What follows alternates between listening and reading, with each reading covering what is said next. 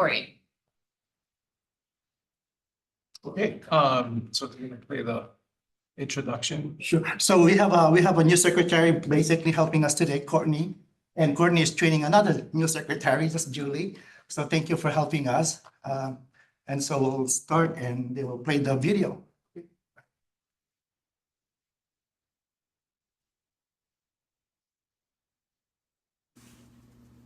Welcome to the Professional and Vocational Licensing Virtual Board Meeting.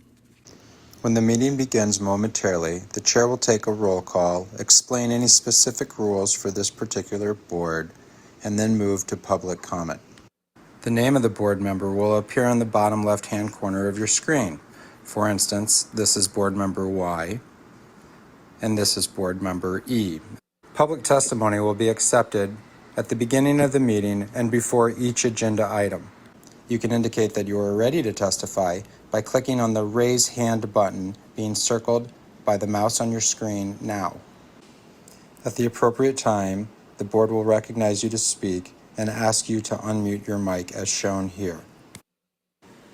Again, public testimony will be accepted at the beginning of the meeting and before each agenda item. Public attendees will not be able to unmute their microphone until recognized by the board. Public attendees who are recognized to testify will be asked to identify themselves by name and their affiliated organization if applicable. Please mute your microphone when you are finished speaking as a courtesy to others and members of the board. Public attendees will not be able to unmute themselves after the testimony is completed unless recognized again after raising their hand. At some point during the meeting, the board may choose to move into executive session. When the board moves into executive session, the board members' microphones and video feeds will be turned off, and a similar screen as you see now will be displayed. When the board returns from executive session, their microphones will be turned on as well as their video cameras.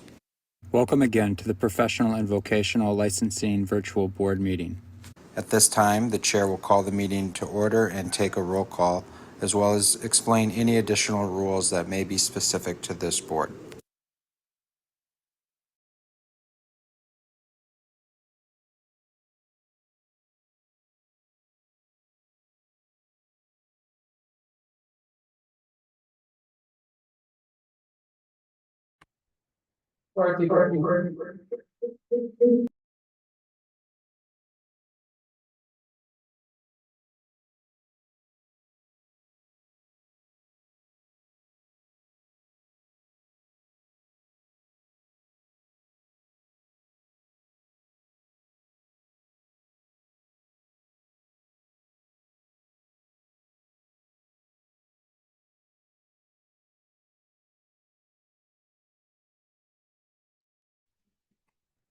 John, Robert.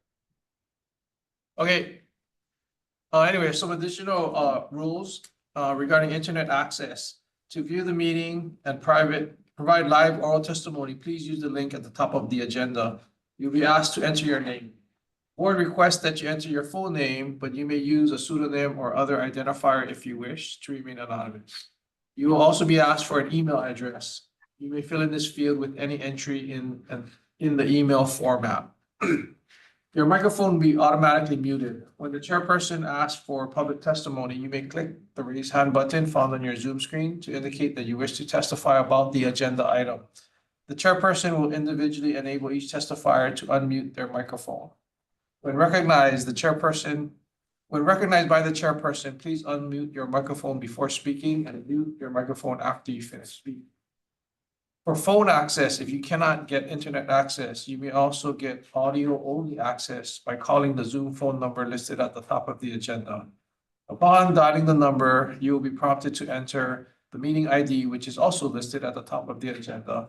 After entering the meeting ID, you will be asked to either enter your panelist number or wait to be admitted into the meeting. You will not have a panelist number, so please wait until you are admitted into the meeting. When the chairperson asks for public testimony, you may indicate you want to testify by entering star, then 9 on your phone's keypad. After entering star 9, a voice prompt will let you know that the host of the meeting has been notified. When recognized by the chairperson, you may unmute yourself by pressing star 6 on your phone. A voice prompt will let you know that you are unmuted. Once you are finished speaking, please enter star and 6 again to unmute yourself. For internet and phone access when testifying, you'll be asked to identify yourself and the organization, if any, that you represent. Each testifier will be limited to 5 minutes of testimony per agenda item.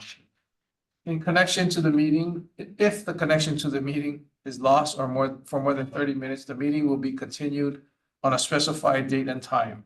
This information will be provided on the board's website at the link in your agenda. Instructions to attend the State of Hawaii virtual board meeting may be found at, and the link is provided in your agenda. At this time, I'm going to take a roll call for our board. Gary Miyashiro here, John Arbles. Here. Here. And I guess for those of you on Zoom, which would be John Arbles and Robert Kawahara, are you alone in your room? Yes. Yes. Okay. Continuing on with the roll call, Robert Kawahara, Here. Isabella Gary. Here. Zach Johnson. Here. Alex Smith. Here. Okay. Okay, at this time, we're going to revise the agenda, one of the agenda items, and that will be agenda item number 7, which is chapter 91 HRS adjudicatory matters. We do have a presenter here for that agenda item. So we want to give her the floor as one of the earlier items so she can continue on with it. Thank you. Okay, I'm Leah, the Special Deputy AD for PVL.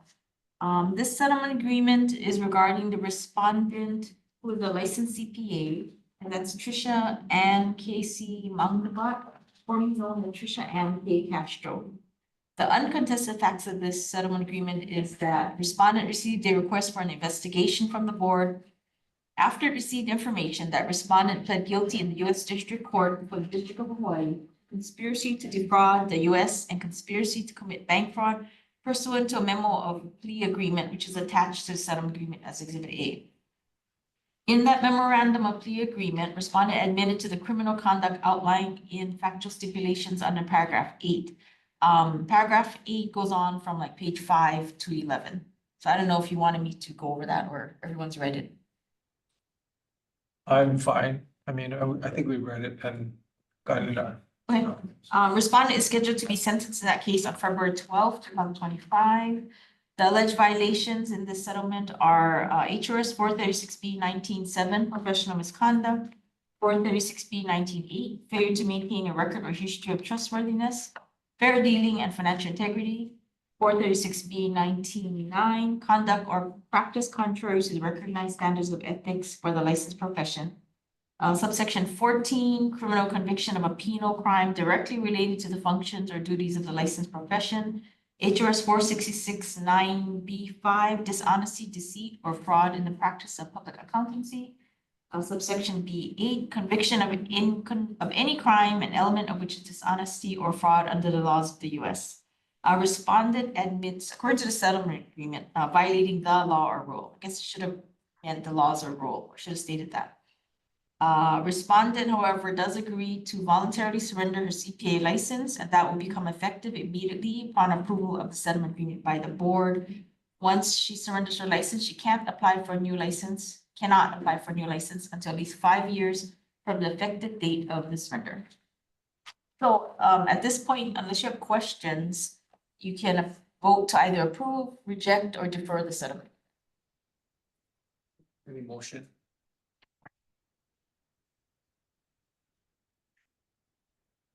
I'll move to accept the matter related to Trisha Ann Mangabat, formerly known as Trisha Ann Castro, settlement agreement. This is Alex. I'll second. I'll take a vote. All those in favor? Oh, I'm sorry. I take a roll call. Sorry. Gary Miyashiro, yes. John Arbles. Yes. Robert Kawahara. Yes. Isabella Gary. Yes. Zach Johnson. Yes. Alex Smith. Yes. It's been moved and seconded to accept the agreement and approved by the board. I didn't notice, were we in recess? Oh, so technically, you're supposed to go into recess for chapter 91, just to let you know. Oh. Sorry. Yeah, I don't know if you have to, if that matters, but. I think it's okay. Okay, yeah, for future reference. Okay. Normally they go into recess, yeah. Okay, thank you. Thank you. Just, one of the secretaries will be sending the actual for you, for all the members to sign. And so just expect, is it gonna be Courtney or somebody else? That will It's be either gonna be me or Don. You'll get it through e-sign. So just look out for anything from Adobe e-sign. Okay, okay. Great. All right, moving on, back to our regular agenda items, agenda item number 2. Are there any public testimony for this agenda item? Thank you, Chair. This is Julie. We do not have anyone requesting to provide oral testimony. Okay, agenda item 2 is my report. I only have a couple items on here. I did do a quarterly Western Regional call with NASBA, with our Western Region chairs and executive directors. I just wanted to recap some of the major items that we discussed. One of it was private equity. I think that continues to be an issue across the nation. And this is related to private equity firms acquiring various CPA firms. And I mean, related to mostly CPA firms, and how they're dealing with the legislation for that.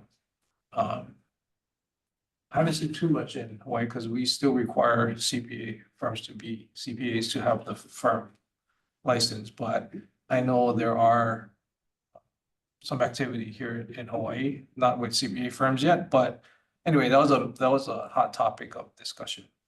The other one was the changing in the licensing requirements for the college credits, right? 150 being reduced down to 120, getting rid of the extra 30 credits plus 2 years of experience. So that's kind of was hot topic number 2. There are other states making that change. We've done it, and which is in the subsequent agenda item. We'll go over that, but just kind of that was the bulk of our discussion a couple weeks ago on a Zoom call with the Western region. So again, we're right in the mix with the 120 plus years of experience. So anyway, I just wanted to update you guys that that's kind of been the talk of that.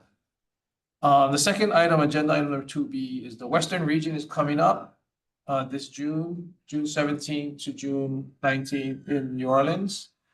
I don't know if any of you want to attend. There's a scholarship available, which means that you won't have to pay for the registration for the meeting. The one thing about these Western region meetings or annual Western region meetings is that they have a new member orientation at this meeting. So if you haven't been to one yet, they offer it at this Western region. I think Alex went last year, right? So I haven't gone yet. So Yeah. I should try to go if we can. Yeah. yeah, so I would encourage someone to go. I think Hector, I don't know if you can give him the information, but it's usually contacting NASBA, Okay. Tom Kenny. He can hook you up with that, or if you don't have the information, I can send it to you. Okay. Okay, let's see, moving on to agenda item number 3, approval of the minutes of January 17, 2025. Is there any public testimony related to this agenda item? Hey, Chair, this is Julie. We do not have anyone requesting to provide oral testimony. Okay, so the minutes of the January 17, 2025 meeting, is there any discussion or request to move into executive session to discuss the minutes? Or any corrections or revisions to the minutes of January 17, 2025? If none, then can I have a motion to accept the minutes of January 17, 2025? This is Zach. I'll move. This is Robert, second. Okay, moved and second to approve the minutes. Take a vote. Gary Miyashiro, yes. John Arbos, Yes. Robert Kawahara, Yes. Isabella Gary, Zachary Johnson, Yes. Alex Smith. Yes. Okay, motion carried. Agenda item number 4, Executive Officer's Report. Is there any public testimony related to this agenda item? Thank you, Chair. This is Julie. We do not have anyone requesting to provide oral testimony. Okay, with that, I will hand it over to Hector, to give his executive officer's report. We had two, basically the same bills that were introduced. One is the HB 983, HD1, and that passed the third reading on March 4th. It has crossed over to the House. And the same with the SB 1291, SD1. It has passed the third reading and it has crossed over to the House. So it's going to be just passing. The only difference is that the House version has an effective date of July of 3000, while the while the Senate version has an effective date of an approval date, meaning that let's pretend that it passes on by June.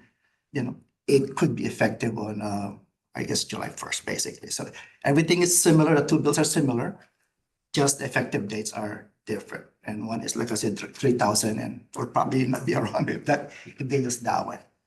But Amy, you guys have, again, that's basically what it is. It's similar to what was discussed previously.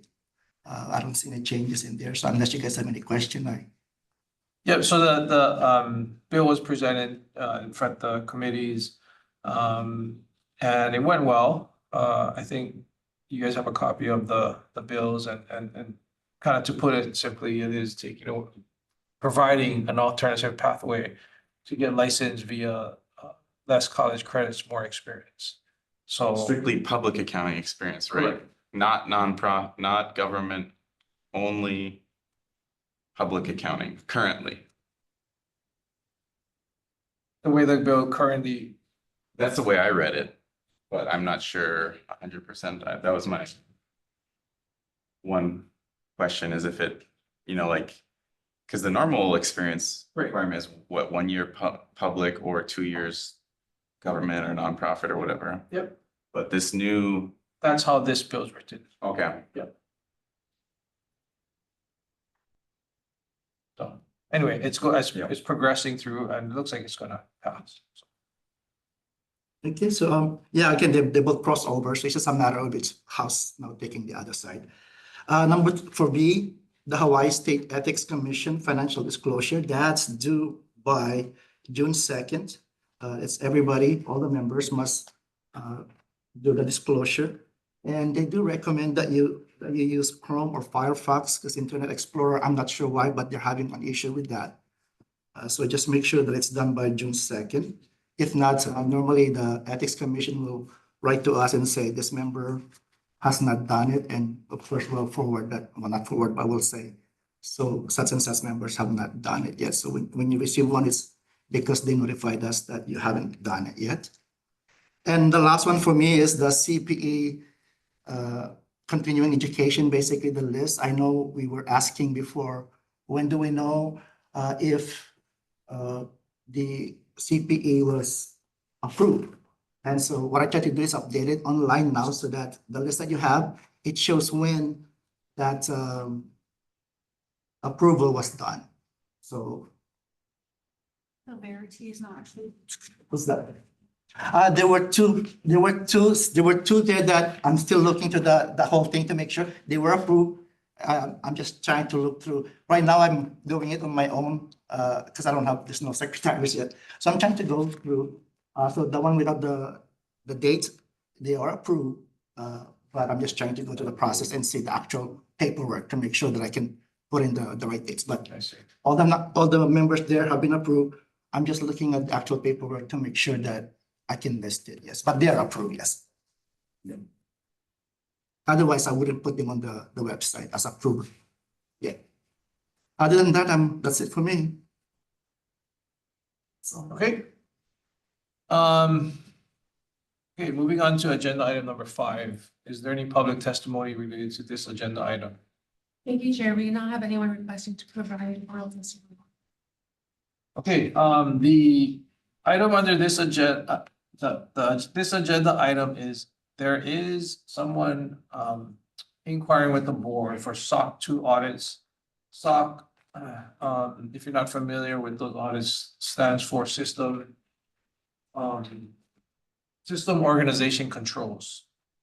It's audit basically referred to as IT audits for the most part. And the letter is requesting that if the firm provides that type of service to Hawaii clients, whether they need to register with the board, the firm, or have a firm license or permit to practice. So the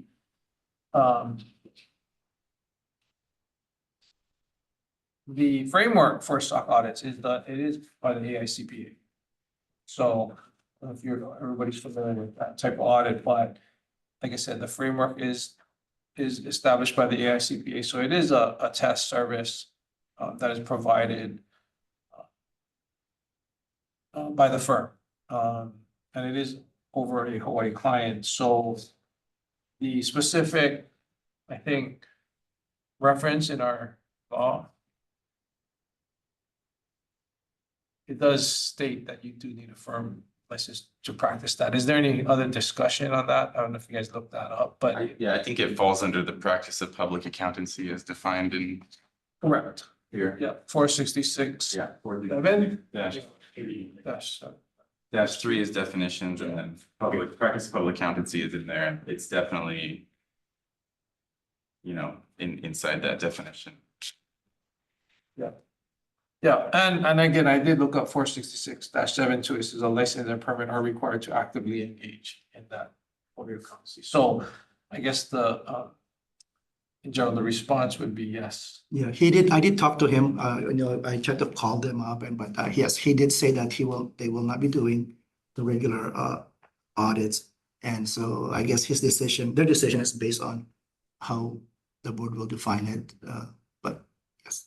Okay, yeah, so it's that's how you respond, so. I think you gotta be a CPA to sign the SOC 2 report. So I mean, that pretty much covers it right there. Right. Okay, okay, moving on to agenda item number 6, application.